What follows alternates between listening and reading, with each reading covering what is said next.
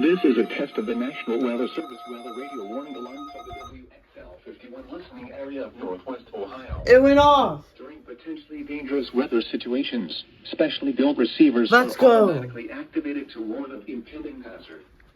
Tests of these receivers are normally conducted by the National Weather Service every Wednesday between 11 a.m. and noon.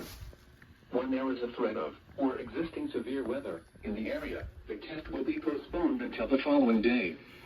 This ends the test of National Weather Service weather radio warning alarm.